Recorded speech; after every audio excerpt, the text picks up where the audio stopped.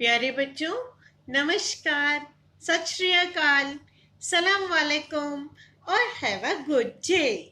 आज अपनी इस वीडियो में 12th क्लास का पॉलिटिकल साइंस का चैप्टर नंबर 1 का पार्ट 2 मैं लेकर के आई हूँ।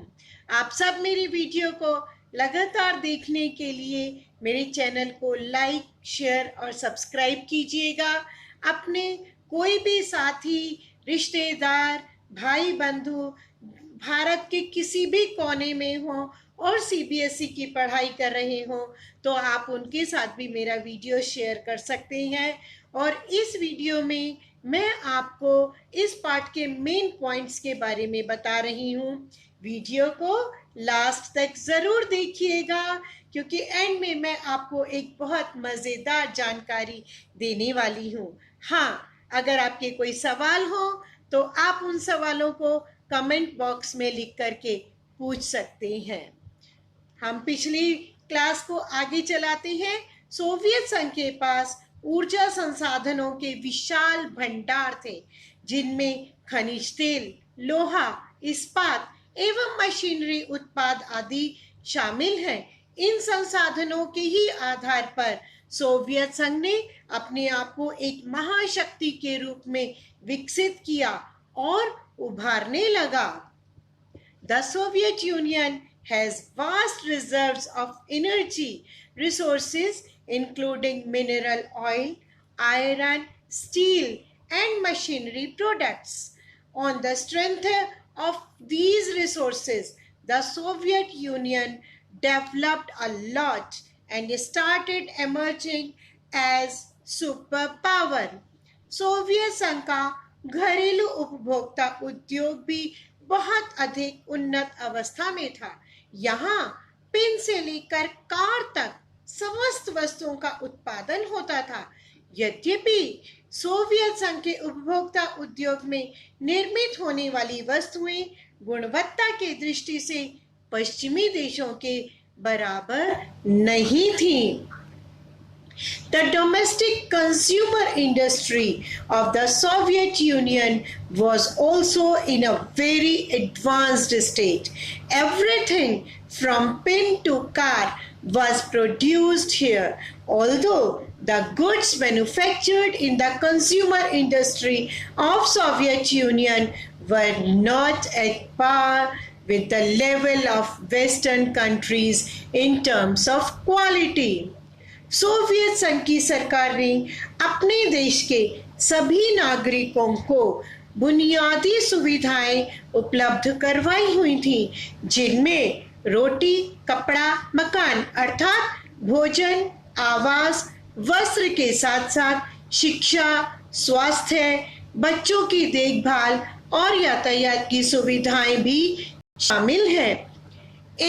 The government of Soviet Union had provided basic facilities to all the citizens of its country, in which education, health facilities, child care and transport facilities for all citizens were prominent.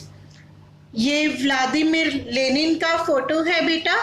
अब मैं आपको अगली बार बताती हूँ Vladimir Lenin आखिर कौन थे। Vladimir Lenin कौन थे?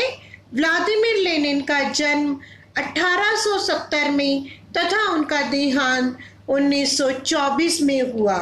Vladimir Lenin Bolshevik communist party के संस्थापक थे। 1917 अक्टूबर में होने वाली रूस की बोल्शेविक क्रांति के नेतृत्व भी व्लादिमीर लेनिन ने ही किया था। व्लादिमीर लेनिन ने 1917 से 1924 तक सोवियत समाजवादी गणराज्य की स्थापना और उसके अध्यक्ष रहे। वे मार्क्सवाद के सिद्धांत को व्यवहारिक रूप देने में सफल रहे थे। लेनिन पूरी दुनिया में साम्यवाद के प्रेरणा स्रोत बने। Who was Lenin? Vladimir Lenin was born in 1870 and died in 1924. He was the founder of Bolshevik Communist Party.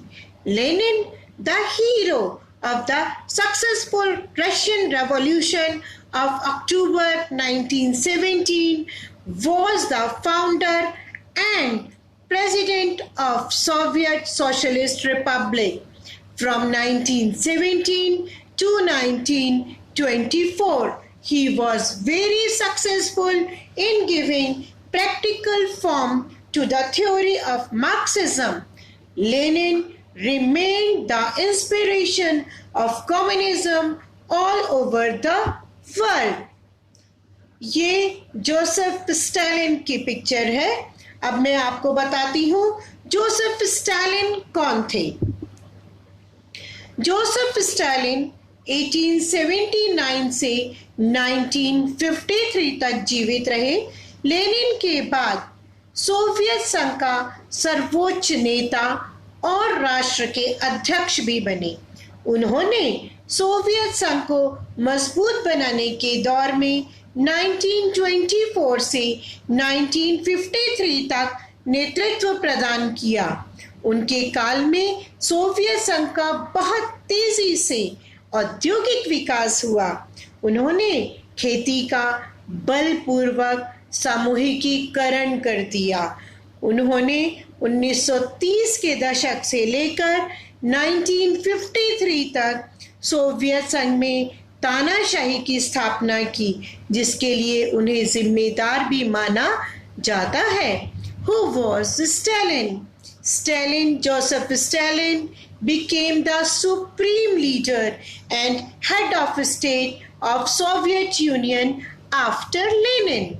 He provided leadership from 1924 to 1953 during the strengthening of Soviet Union.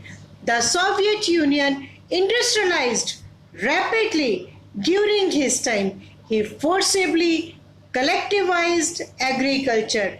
He is considered responsible for the establishment of dictatorship in Soviet Union from the 1930 to 1953. अब हम बात करते हैं Soviet प्रणाली. Soviet प्रणाली वह व्यवस्था है जिसके द्वारा सोवियत संघ ने अपना विकास किया. सोवियत प्रणाली समाजवादी व्यवस्था पर आधारित थी.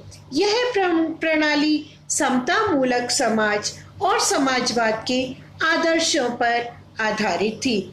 यह निजी संपत्ति की संस्था का विरोध करके समाज को समानता के सिद्धांत पर व्यवस्थित करना चाहती थी.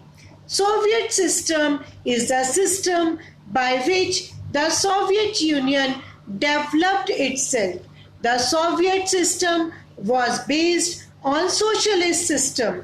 The system was based on the ideals of egalitarian society and socialism. It wanted to organize the society on the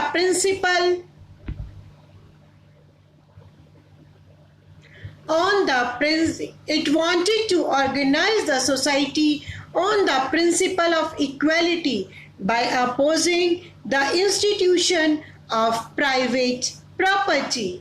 Soviet प्रणाली के निर्माताओं ने पार्टी की संस्था को सर्वाधिक महत्व दिया.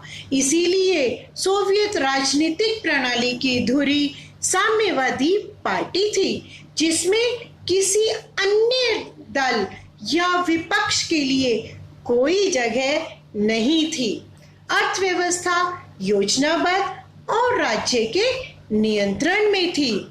The creators of Soviet system gave the most importance to the institution of the party. So, the Communist Party was the pivot of the Soviet political system, in which there was no place for any other party or opposition.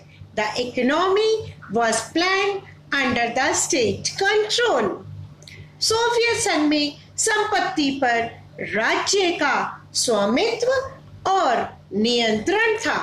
Soviet संघ की संचार प्रणाली बहुत उन्नत थी. न्यूनतम जीवन स्तर की सुविधा सभी नागरिकों को प्राप्त थी. बेरोजगारी ना के बराबर थी। In the Soviet Union, property was owned and controlled by the state. The communication system of the Soviet Union was very advanced. There was minimum standard of living. Unemployment was negligible. Soviet प्रणाली की विशेषता। Soviet संघ की राजनीतिक प्रणाली समाजवादी व्यवस्था पर आधारित थी। नंबर 2, सोवियत प्रणाली आदर्शों एवं समतावादी समाज पर बल देती है। सोवियत प्रणाली पूंजीवादी एवं मुक्त व्यापार के विरुद्ध थी।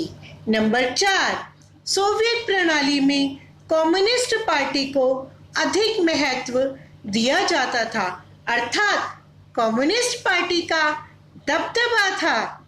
सोवियत राजनीतिक प्रणाली की धुरी कम्युनिस्ट पार्टी थी। इस दल का सभी संस्थाओं पर गहरा नियंत्रण था। सोवियत प्रणाली आर्थिक प्रणाली योजनाबद्ध एवं राज्य के नियंत्रण में थी। The characteristics of Soviet system. The political system of Soviet Union was based on the socialist system. The Soviet system emphasized ideals and an egalitarian society. The Soviet system was against capitalism and free trade. The Communist Party was given more importance in the Soviet system. It means there was dominance of the Communist Party. The axis of Soviet political system was the Communist Party. The party had deep control over all institutions. The Soviet economic system was planned and under state control. Soviet प्रणाली की कमियां। Soviet प्रणाली में नागरिकों का वास्तविक प्रतिनिधित्व नहीं होता था और शासन पर साम्यवादी दल के नेताओं और नौकरशाही का नियंत्रण था। नंबर 2, नागरिकों को शासन की कमियों को उजागर करने की स्वतंत्रता नहीं थी। आम नागरिक शासन और साम्यवादी दल की आलोचना नहीं कर सकते थे।